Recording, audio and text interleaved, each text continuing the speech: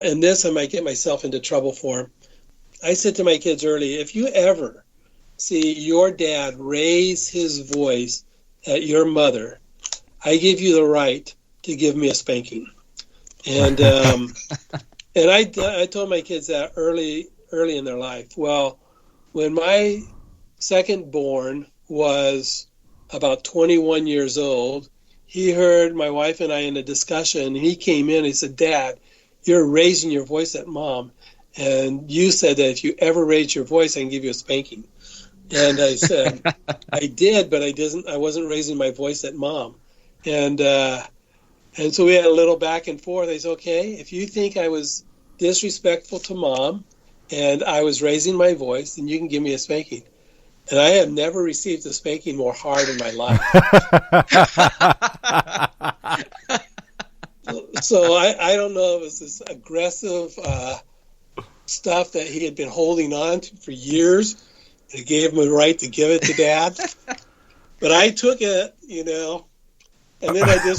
then I said that rule no longer applies. Yeah. That may be the funniest thing I think we've ever heard on this podcast. But I appreciate that, just giving some of the particulars about how it played out in your family. And again, that was the context of your family, like I said, age dependent. Right. So, Ron, how can boys grow into godly men when their dad is either lost or just not in the picture? Yeah, that's a great question. I think first of all we need to. I would look at that question in another set of words. I'd say, where does this leave the single parent or the parent with an unbelieving spouse? And I first of all would say I think it leaves them in the same place that every parent is in, depending on the grace of God. We have to be dependent on God's grace in raising our sons. As a two-parent family, it's a challenge. As a single parent, it's a challenge, and they have to be dependent. I think two hope-giving convictions for single parents is God compensates for our limitations, and he exalts his strength in our weakness. And I would just want to encourage parents to remember that God is able to provide far more abundantly than all that parent can ask or think in Ephesians 3:20. And I would encourage that parent to say, what are some things that you can expose your son to where he would get some fatherly instruction? I think of Timothy. His father wasn't a believer as far as we can tell from Scripture, never spiritually led him. He learned from his mother and his grandmother. Yeah. And then Paul became his spiritual father. I think there's biblical evidence that, we can turn out okay even with dire circumstances around us. And so one of the things that we did regularly was father-son activities with a few other dads and their sons. But this way our sons were actively involved with other men that had similar convictions to ours. And one of these men ended up becoming one of my son's father-in-law. He was part of building into the life of our son when he was around 10 years old and up through his teenage years. And his daughter ended up marrying our son. And so I think having godly examples and people around you as a single parent is needed. You need to be able to realize you can't do it all. It's a difficult role. Yeah, that's great. Yeah. And now, what role does the church have in raising boys into godly men? I know you've talked a lot about really the role of the parents, and I think rightfully as we hold the parents as the primary disciplers, but what role does the church have in this? Yeah, I think that's a great question. And again, I'm going to make reference to another thing that I just heard chaps speak at our conference that we had them at here at the church last weekend. In youth ministry, we often find that youth leaders say, we want to have a mentor for every 5 of our students that we have in our youth ministry so that they can help to disciple and train young men and young women. And I I like it when youth ministries recognizes having men mentors and women mentors, and they separate them into groups of young men and young ladies, and they're speaking into the lives of those students as adults and with teaching that's coming from Scripture. I think that's important. Chap put it that he feels that we should have 5 mentors for every one of our children. And I heard that on Saturday, and I thought that is so true and so good, that our children need adults who are speaking into their lives, that are cultivating good relationships with them. And I believe that these significant others should be from the family of God, the church. And so that's where I would say I think the church has a vital role, and it's extremely important. The church has a responsibility to disciple. And I think that our children are part of that discipleship model that needs to be taking place. That's good. So, excuse me, how can a children's ministry alongside the parents help guide boys to pursue becoming a godly man? Because we talked about, especially as they age in youth ministry, developing into young men and young women, but when they're still children, but we know that there are distinctions. Yes. Well, I believe that's critical, that in children's ministry, that children's ministry leaders go hard after having men in the ministry in ministering to our children. I think as parents, we should be partnering with the Sunday school teachers that are ministering to our kids, and we have them over to our home for meals and getting to know them, supporting them, whether it be leaders in the Awana program or Christian Service Brigade or other ministries that the church might have, that our kids are having connections with other adults. I think we as parents need to be connecting with those adults that are involved with our kids, and we're getting to know them, and we're having them over, and our kids know that we're having good communication with them as well, and that there's involvement there. But I think that a good children's ministry has an equal number of men working in it as they do women working in it. I think that's so important for our young boys to see men speaking the biblical truths, not just from the pulpit. Unfortunately, many of our churches don't even have kids in the church service. That's another story for another day. But I think that in the Sunday school ministry, you've got to have a lot of men who are committed to the children of the church. And so I think that's one of the key ways children's ministry can come along parents, is to make sure that they don't just have women teaching our sons, but that's mostly men. That's helpful. So yeah, and your church actually does have a high number of men volunteers or leaders in your ministry, correct?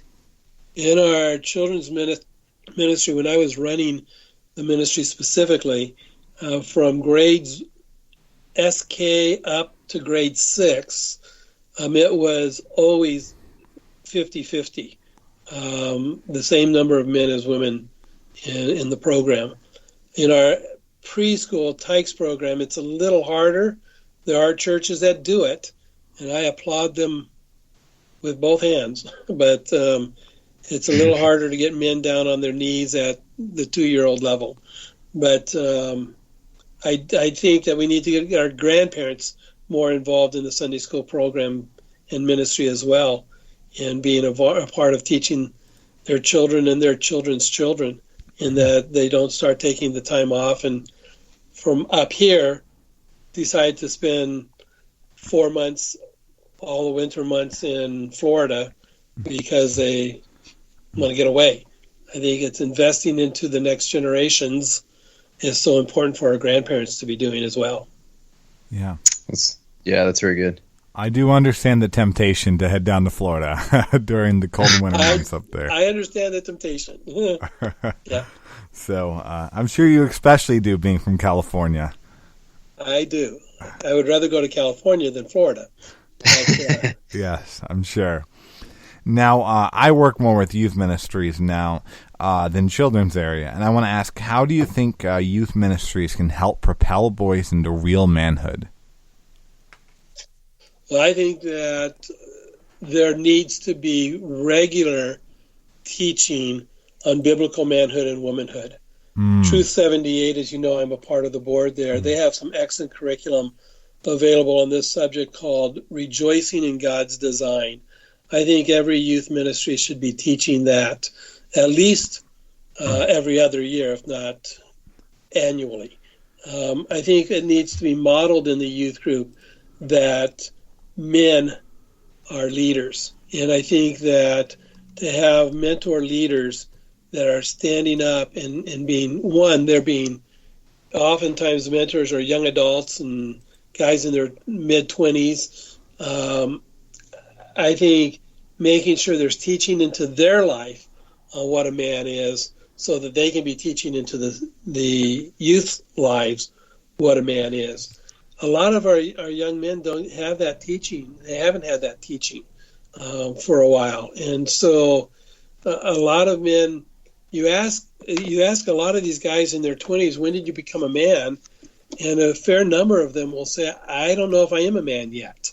They don't know when they left boyhood into manhood or young manhood. They're an adult, but They're not a man. And so I think they need to be taught what is a man and how to model that. So having solid mentor leaders who are being trained to lead with clear biblical understanding of biblical manhood and womanhood. And like I said, especially in our day and age, when there's so much confusion and so much being tossed out the foundation of trying to destroy this thought, from transgenderism, homosexuality, the whole 9 yards is all out there. And our kids are being thrown this every day. This is part of the battlefield that we're on. Yeah. That's helpful. And I appreciate how throughout you have scattered some references to different resources that people might find helpful in those topics. And perhaps given us future interview ideas. Yes. So does any of this, the approach that you're talking about, the vision and these practical steps, does any of it guarantee that boys will become godly men? And what hope can you give for faithful parents with sons that walk away from the church, walk away from Christ? Okay. First of all, does any of this guarantee boys will become godly men? No. We are not given a guarantee. We have godly parents who have rebellious children, and we have ungodly parents who have children who come to a genuine faith and live out that faith.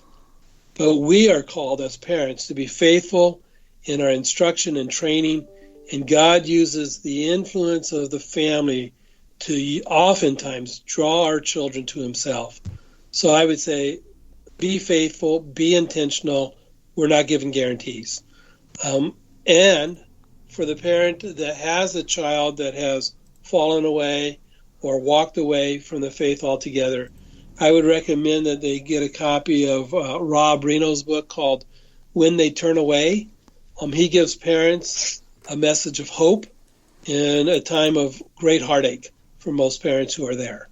And I think that parents need to not lose hope, and they need to recognize that their prayers still matter, and that whether their child is out of town and out of the picture altogether, their prayers are never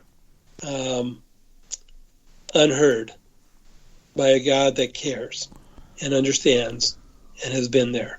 So I love his material, but that particular book, and for this specific need of a parent that has a child that's fallen away, I would highly recommend that to them, and to gain hope back. Don't lose hope. There is always hope. And and then we're not giving guarantees, but God often uses the faithful, intentional parent in seeing our children come to faith. So thank you. That's my thoughts. That's helpful.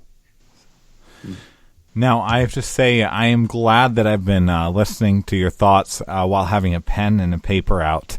And I think maybe some of the podcast listeners that have heard some of these resources may want to listen to it again with